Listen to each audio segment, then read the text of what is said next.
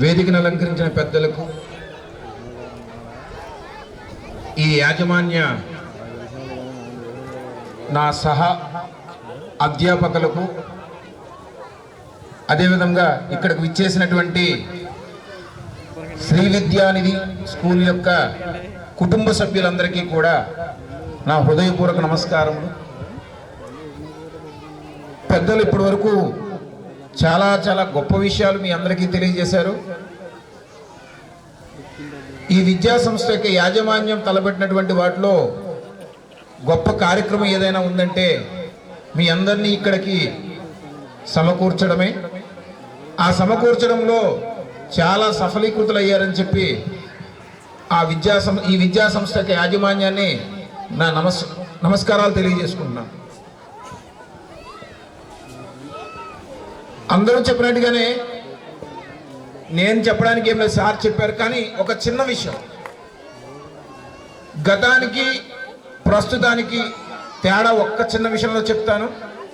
దాన్ని కొంచెం పరిగణలోకి తీసుకుని ప్రతి ఒక్క తల్లిదండ్రులు మీలో ఉన్న ఏ ఒక్కళ్ళు దీన్ని అనుసరించినా రాబోయే తరంలో ఎంతో కొంత మార్పు రావడానికి అవకాశం ఉంటుందనేది మా ఆలోచన. సో ఫోన్ల ఉపయోగం ఇవన్నీ చెప్పాను. ఈ ఫోన్ల ఉపయోగాలు వీటిలన్నింటినీ రావడానికి ముఖ్యమైన కారణం ఏంటండి అంటే ప్రస్తుత తరుణంలో ఆలోచన విధానంలో ఉన్నటువంటి తల్లిదండ్రులు ఒక్కళ్ళే. ఎందుకంటే మీ పిల్లవాడు ఇదివరకు స్కూల్ నుంచి వచ్చిన తర్వాత ఎవరైనా మీ ఇంటికి చుట్టాలు వస్తే అమ్మమ్మ, తాతయ్య, నానమ్మ, తాతయ్య, పెద్దమ్మ, పెదనాన్న, పిన్ని, బాబాయ్ అని పలకరించి మాట్లాడేవాళ్ళు మన జనరేషన్. కానీ ఇప్పుడు జనరేషన్లో కనీసం వాళ్ళు మన చుట్టాలు ఎవరో తెలియదు, మన బంధువులు ఎవరో తెలియదు. ఫంక్షన్ ఉందంటే ముహూర్తం టైంకి వెళ్ళి అక్షంతలు వేసి వచ్చామా లేదా, భోజనం చేసి వచ్చామా లేదా. అసలు పిల్లలకి బంధాలేంటి, బాంధవ్యాలేంటి, రిలేషన్షిప్స్ ఏంటి ఏమి చెప్పట్లే. మనం నానమ్మ దగ్గరికి వెళ్తే కోప్పడతాం, తాతయ్య దగ్గర పడుకుంటే చిరాకు పడతాం, అమ్మమ్మ వాళ్ళ ఊరు వెళ్దామంటే వద్దంటాం. ఎంతసేపు వాళ్ళకి ప్రైవసీ కావాలంట. నువ్వు ఒకరోజు స్కూల్ మానేస్తే స్కూల్లో వర్క్ మిస్ అయిపోతావు. ఏ ఫంక్షన్కి వాళ్ళని తీసుకెళ్ళడానికి మనం అడ్డు అనుకుంటాం.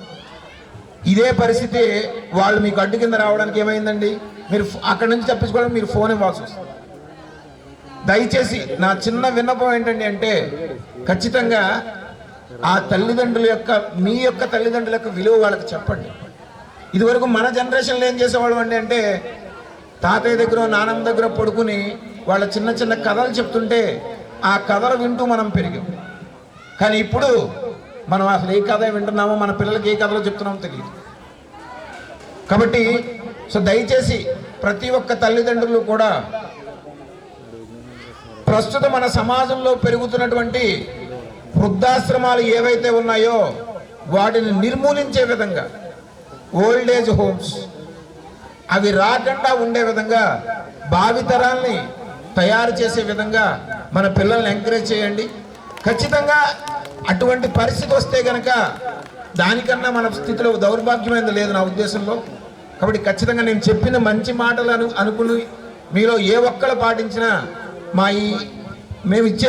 మేము మీకు చెప్పినటువంటి మాటల యొక్క ఉద్దేశాలు నెరవేరుతాయని, ఈ సంస్థ తలపెట్టినటువంటి ఈ యొక్క గొప్ప కార్యక్రమానికి ఒక సత్ఫలితం కలిగిందని ఆశిస్తూ, సో ముందుగా ఒక మారుమూల గ్రామానికి చెందినటువంటి ఈ ప్రదేశంలో కూడా ఇంత ఎస్టాబ్లిష్మెంట్ తోటి, చక్కని వాతావరణంతో, ఇద్దరు హార్డ్ వర్కర్స్, సో నిరంతరం శ్రమించే వ్యక్తులు, దానికి తగ్గ వాళ్ళ కుటుంబ సభ్యుల శ్రమ, మీ యొక్క పిల్లలకి మంచి భవిష్యత్తు కలిగించడానికి వాళ్ళు నిర్విరామ కృషి చేస్తారు.